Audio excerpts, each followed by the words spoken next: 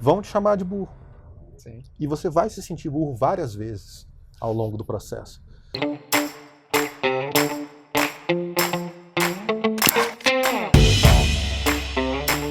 Olá pessoal, tudo bem? Hoje eu estou aqui com o André Penha, um dos fundadores do Quinto Andar.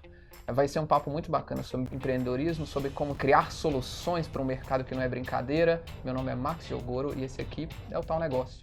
André, bom cara, bom que você topou, já está começando, já rolou. Para quem não conhece, por um acaso as pessoas não conhecem, o que é o Quinto Andar? Quinto Andar, Max, ele é um aplicativo de aluguel, né, que garante o pagamento em dia para o proprietário todo mês, mesmo se eventualmente o inquilino atrasar, e dispensa o inquilino de apresentar seguro-fiança, fiador, etc. Então ele deixa mais seguro para o proprietário, mais simples para o inquilino, e porque tudo fica mais simples, tudo fica mais rápido, a gente consegue alugar mais e aumenta a liquidez do mercado. Então, para o proprietário, além de mais seguro, aluga mais depressa. De onde que veio o ímpeto, a vontade, essa ideia de fazer essa solução? Veio do problema. O aluguel de imóveis é um problema grave, que incomoda muita gente, e quando incomoda para valer, né, que incomoda um pouco. Né? Alugar, morar em algum lugar é base da pirâmide de Maslow. Você precisa de um lugar minimamente confortável para morar.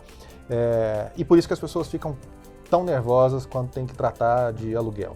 Ela precisa de um lugar para morar, é urgente, é diferente de comprar um apartamento que você tem mais tempo, mais calma um pouco, você vai olhar com meses de antecedência. O aluguel é sempre uma coisa urgente.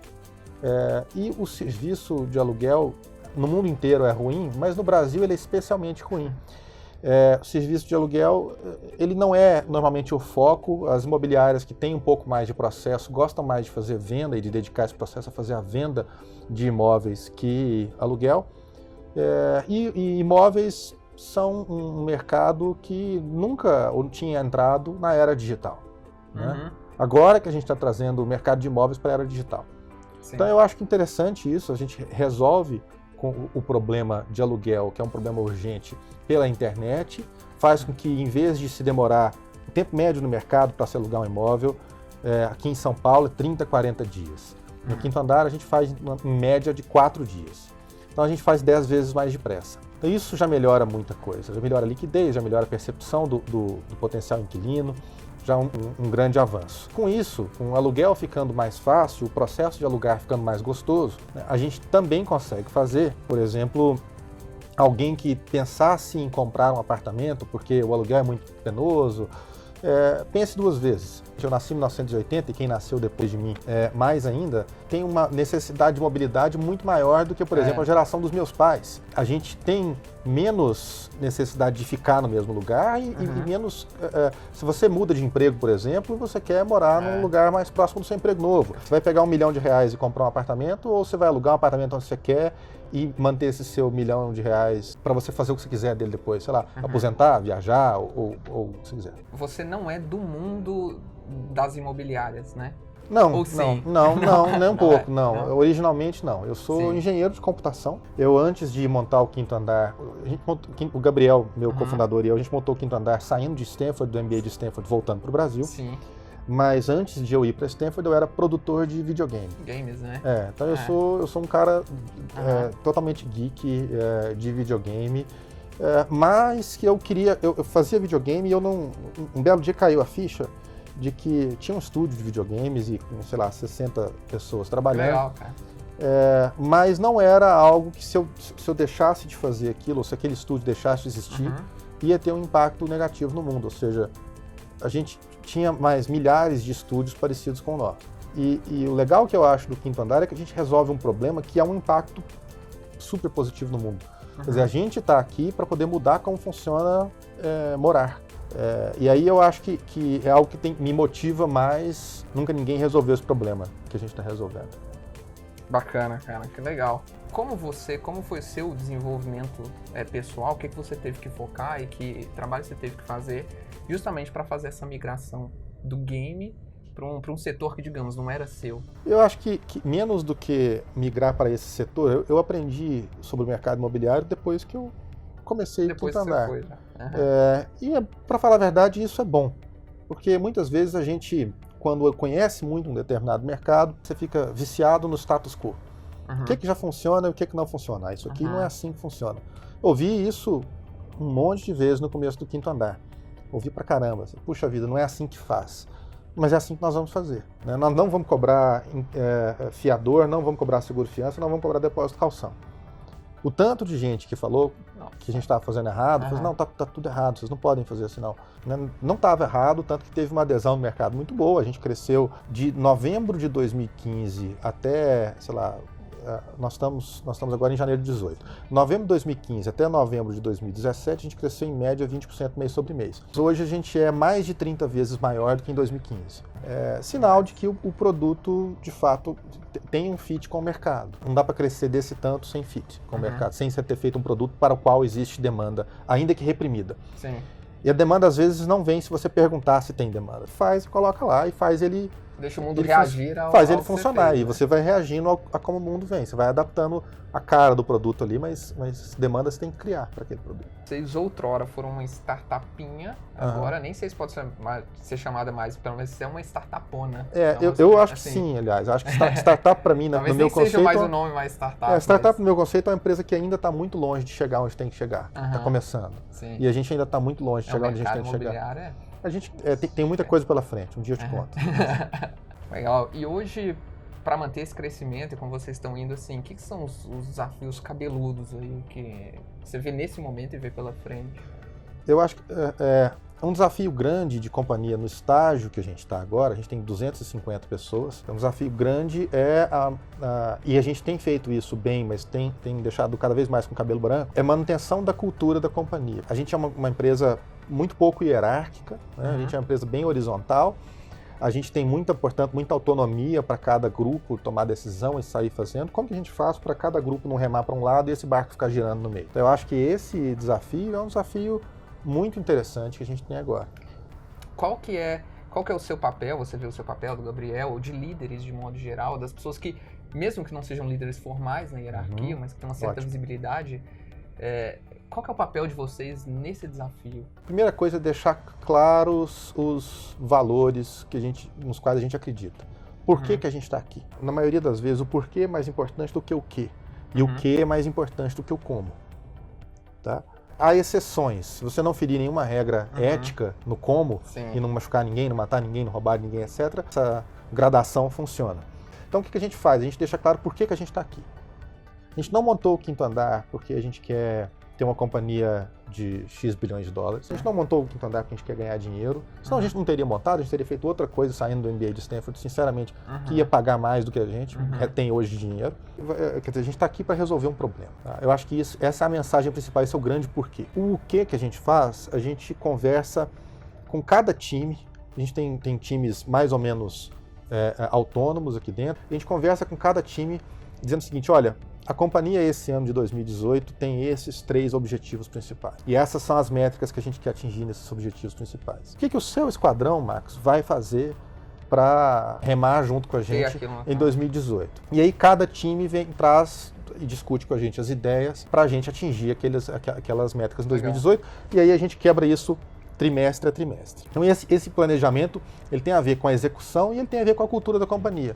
Sim. Por que ele tem a ver com cultura? Porque ele dá responsabilidade para todo mundo. Mas aí vale a lei do Homem-Aranha, que com muito poder tem muita responsabilidade.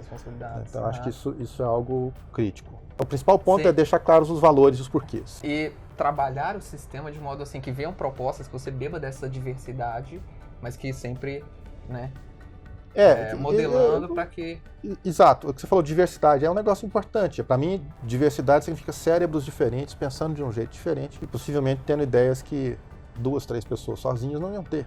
E faço aqui, então, a menção a um artigo seu que eu vi muito recente, pelo menos na época da gravação desse vídeo, que é um chamado para profissionais do Mercosul vir para São Paulo. Não, claro. Me conte um pouco sobre. Tem tudo a ver com isso, com diversidade. Quer dizer, eu coloquei esse artigo no LinkedIn recentemente, dizendo, se você é um profissional do Mercosul, venha trabalhar em São Paulo. Eu acho 2 coisas aqui. Primeiro, isso é legal pra caramba para as empresas de tecnologia que estão em São Paulo.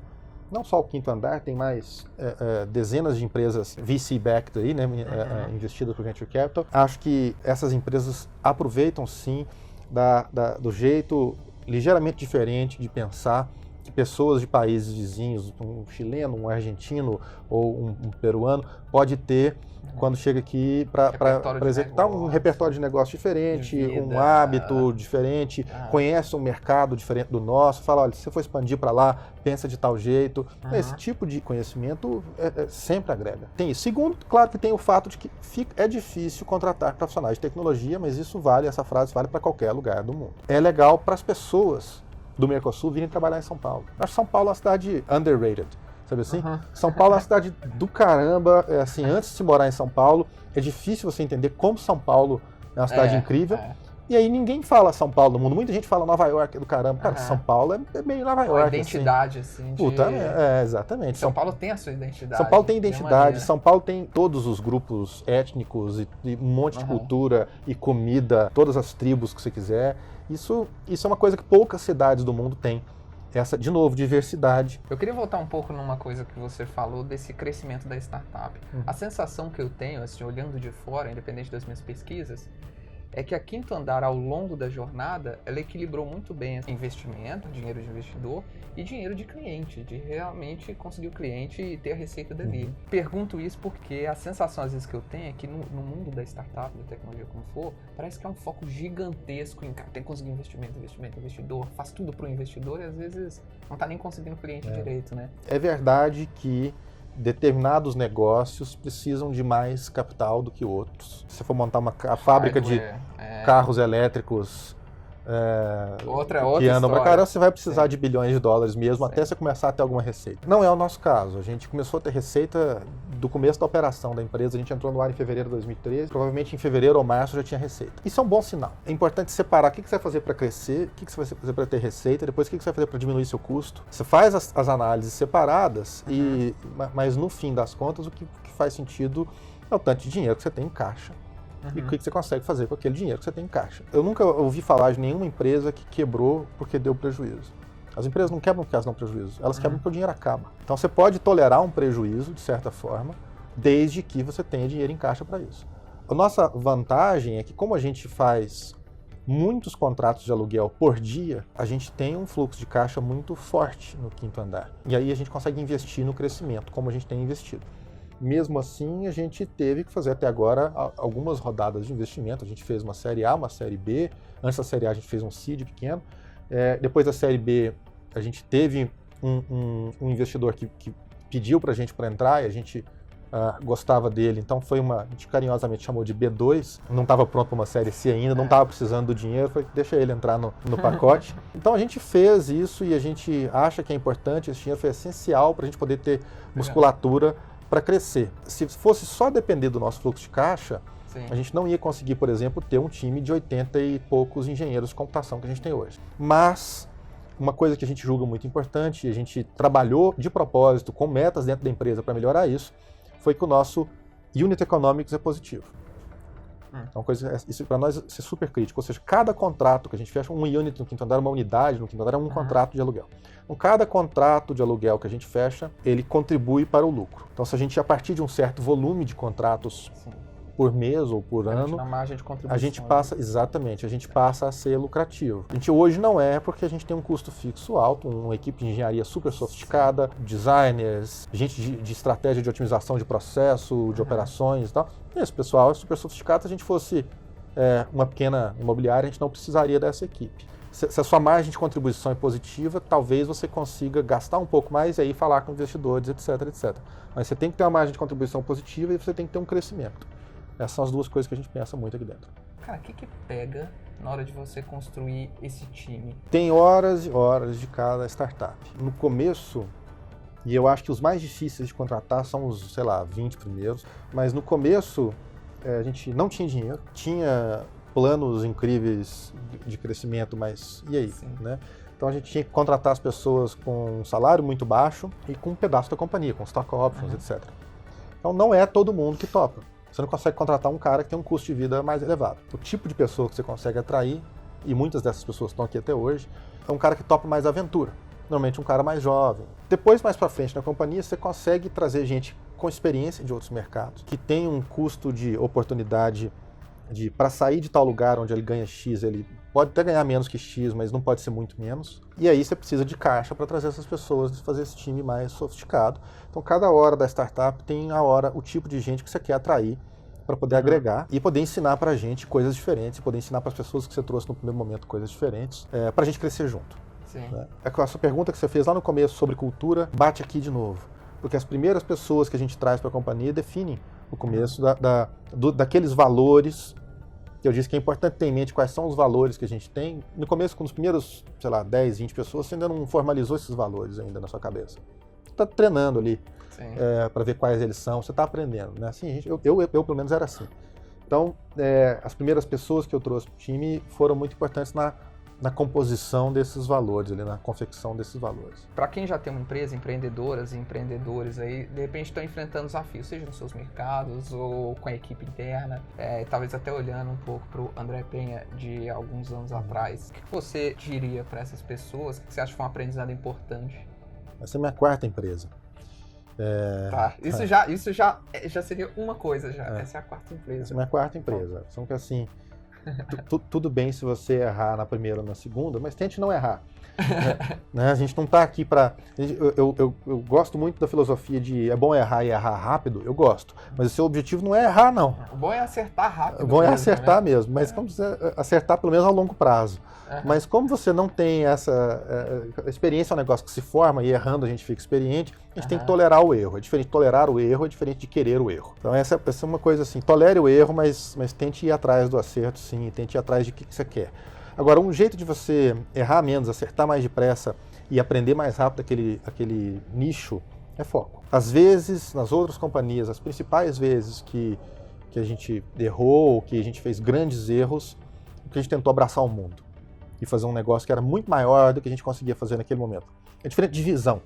Você pode ter uma visão incrível, no longo prazo, você pode ter, puxa, eu quero chegar aqui em cima, eu quero mudar, o mercado, tudo bem. Qual é o seu primeiro passo? Foco. O foco faz com que você concentre sua energia ali, ande mais rápido, perceba seus erros mais depressa, conserte esses erros e passe a acertar. Acertou, tá legal ali? Ótimo, agora vamos dar o próximo passo. Hoje, no seu dia a dia, qual é o seu foco? Legal. Vou responder duas coisas. Qual é o foco do Quinto Andar em 2018? Que a gente está começando o ano agora.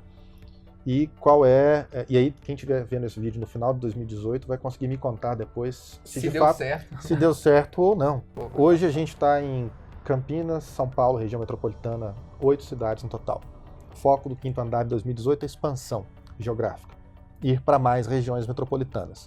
Nós vamos fazer isso em 2018. O meu foco pessoal é bem confuso, na verdade. Assim, eu falo para você, tenha foco, mas eu saio fazendo 25 coisas ao mesmo tempo. Né? Faço o que eu faço. Eu imaginei. Faço o que eu digo, não faço o que eu faço. Mas, ao longo do dia, na segunda, na quarta, na sexta, nos dias que eu faço a reunião, eu falo com as pessoas com quem eu converso diretamente aqui. Falo com a nossa chefe de produto, falo com a chefe de design, falo com os 2 gerentes de engenharia. Então eu vou entendendo o que está acontecendo, menos para falar o que eles têm que fazer, mais para fazer perguntas sobre o que está acontecendo. E é claro que eu dou opinião também, porque eu sou um stakeholder que conhece muito do Quinto Andar desde o começo, você deve imaginar, e eu tenho muita opinião para colocar. Mas o legal do pessoal do Quinto Andar é que, como a gente fez aquele filtro lá atrás de pessoas que se viram, a gente consegue ter gente que discorda de mim com facilidade. Eu acho isso ótimo. Adoro quando as pessoas discordam. Então, eu vou voltar aqui, não tem tanto foco ao longo da semana, mas em cada momento do meu dia tem o foco. Na terça, blocos, né? Eu tenho blocos. Na terça-feira eu tenho um determinado bloco, na quinta tem outro, segunda, quarta e sexta na minha reunião com os times de produto e tecnologia. André, por favor, recomende para as pessoas queridas do Tal Negócio um conteúdo que te apeteça. Se você ainda não leu o livro do Ben Horowitz, que é o Hard Thing About Hard Things, leia. Horowitz é um dos nomes do Andreessen Horowitz, que é um fundo de venture capital muito bacana. E o Ben Horowitz era um dos caras do Netscape, lá no começo. Vale super a pena, um cara que ensina um monte de empreendedorismo, um livro denso, assim, a quantidade de informação que tem ali é um negócio sensacional. É demais. Infelizmente, nem todos os bons livros chegam no Brasil, ou demoram demais para chegar no Brasil. Esse é um, tem inclusive, português, que né? está em português também, né? Como é que chama em português? Ah, não sei, cara. Mas é o Ben Horowitz. Alguma coisa das difíceis, das coisas mais difíceis. O lado difícil das coisas muito difíceis. Alguma coisa assim. Não, é um livro que ensina, faz você refletir. É um livro que você lê e você não consegue ler ele.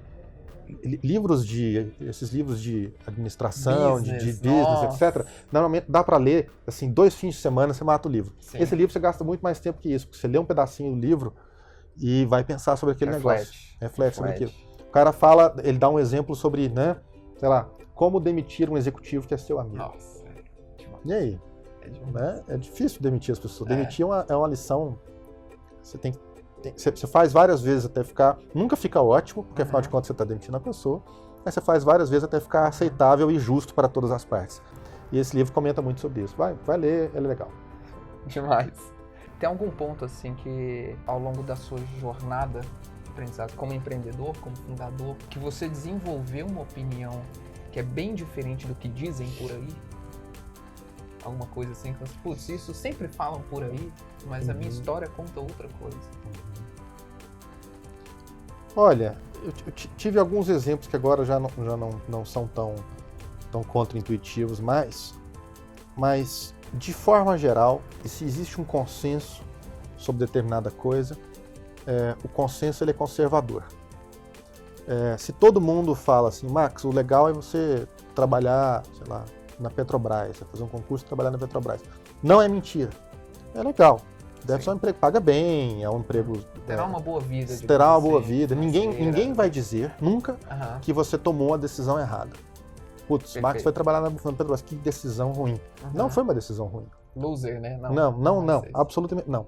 Mas é consenso. Não inova, não muda como o mundo funciona. Se você, em vez disso, falar assim, vou fazer uma empresa que ninguém nunca fez. No nosso caso, a gente fez uma empresa para mexer como é que funciona no mercado de aluguel. Todo mundo dizia assim, cara, o mercado de imóveis é até bom, mas aluguel, cara. E é justamente o aluguel que a gente queria mexer. Então, a gente recebeu vários não faça. Então, o consenso era não faça, e a gente fez. E se você olhar exemplos de consenso e não consenso, né, era consenso na época do BlackBerry que um telefone de internet tinha que ter um teclado. Era consenso na época de computadores, antes do micro, que as pessoas não tinham um computador em casa, o computador era coisa de empresa. Era consenso antes do Henry Ford que carro era negócio de gente rica e tinha que montar... era quase um trabalho artesanal, exatamente. Ele foi lá e fez uma linha de produção de carro tudo preto, tudo igual. Então, esse tipo de oposição ao consenso é que muda como o mundo funciona. O problema disso é que se opor ao consenso, na maioria das vezes você vai errar, porque ninguém nunca fez. E quando você erra, todo mundo fala assim, você não vai trabalhar na Petrobras, você fala, não vou, eu passei no concurso da Petrobras, vou abandonar e vou montar uma empresa de XYZ aqui, sei lá, ninguém nunca fez. Vão te chamar de burro. Sim. E você vai se sentir burro várias vezes ao longo do processo. Você vai dar razão para essas pessoas, você vai falar assim, caramba, eu devia ter ido mesmo. Olhar pro bolso assim, salário da Petrobras. Exatamente. Devia ter ido mesmo. Então é difícil remar contra o consenso, remar contra a maré do consenso. É muito difícil. E é justamente aí que as pessoas falam loser, e fez o negócio errado, foi trouxa. Tudo bem, contra o consenso você está completamente errado até a hora que você acerta, aí você está completamente certo. Só que é difícil acertar se ninguém nunca fez. Então é muito mais erro do que acerto. No consenso tem muito mais acerto. Dica final é assim, se você realmente quer fazer algo super diferente, quer mudar como funciona o mundo, tente não acreditar no que as pessoas te falam, ou tente duvidar, questione. Fala, olha, acho que não, acho que todo mundo está me falando isso. Se todo mundo está me falando A, provavelmente A é a resposta mais conservadora. Sim. Não é o que vai me colocar onde eu preciso. Tá bom? Muito arigato. Obrigado. Se quiser fazer algo que realmente mude o mundo em sua volta, desobedeça o consenso.